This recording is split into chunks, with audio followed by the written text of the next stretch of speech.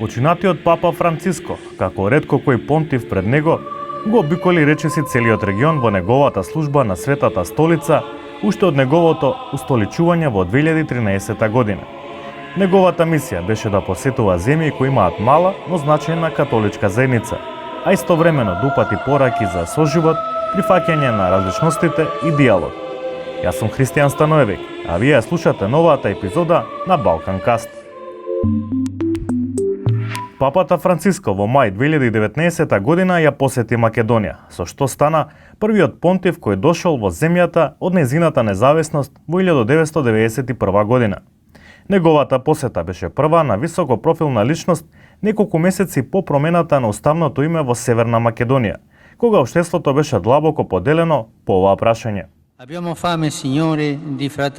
Гладни сме, Господи, за братство, каде индиферентноста, дискредитирањето, клеветењето нема да ги наполнат нашите маси и нема да го заземат првото место во нашиот дом.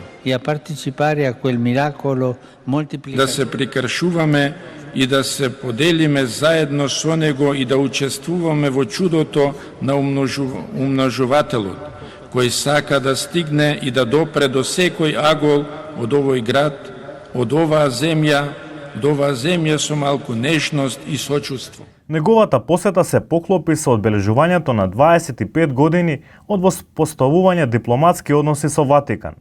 Тој ја посети спомен куќата на мајка Тереза во Скопје, која во 2016 година ја прогласи за светица и потсети на нејзината мисија. Главната миса ја одржа на плоштадот Македонија пред 15.000 луѓе и над 300 новинарски екипи од целиот свет.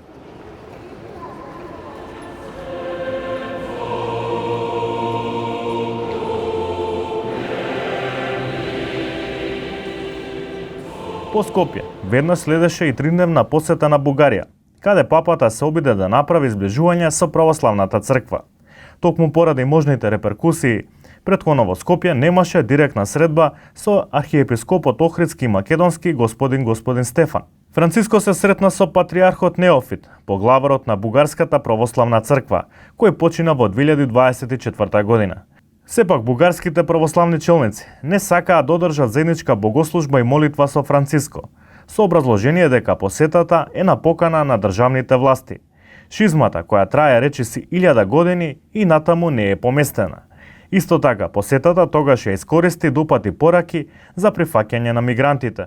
На сите бугари кои се запознаени со драмата на емиграцијата, со почит им препорачувам да не ги затвораат очите, срцата или рацете, во согласност со вашата најдобра традиција пред оние што чукаат на вашата врата. Албанија беше избрана за прва држава која папата Франциско ќе ја посети непосредно по неговото устоличување во 2014 година. Балканската држава ја одбра поради со животот меѓу трите големи конфесии – православието, исламот и католицизмот, кој го нарече верско братство и инспирација за другите народи. Особено имам пофалба за една среќна карактеристика на Албанија, која мора да се зачува со голема грижа и внимание. Мислам на мирниот соживот и соработката меѓу припадниците на различни вери, климата на почитување и меѓусебна доверба меѓу католиците, православните и муслиманите е скапоцено богатство за земјата и добива посебно значење во нашето време.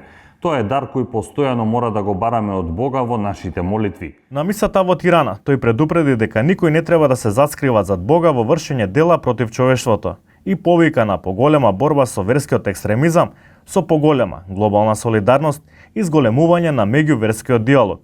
Папата Франциско беше силен глас за прифаќање на мигрантите во екот на мигрантските кризи изминатите години и честиот нехуман третман во земјите низ кои транзитираа или беа примерни како азиланти. Таквата заложба ја демонстрираше на дело со посетата на грчкиот остров Лесбос, а потоа и при посетата на грчката престолнина Атина, каде ја критикуваше европската некоординираност околу мигрантите, поттикната од националистичка поделба.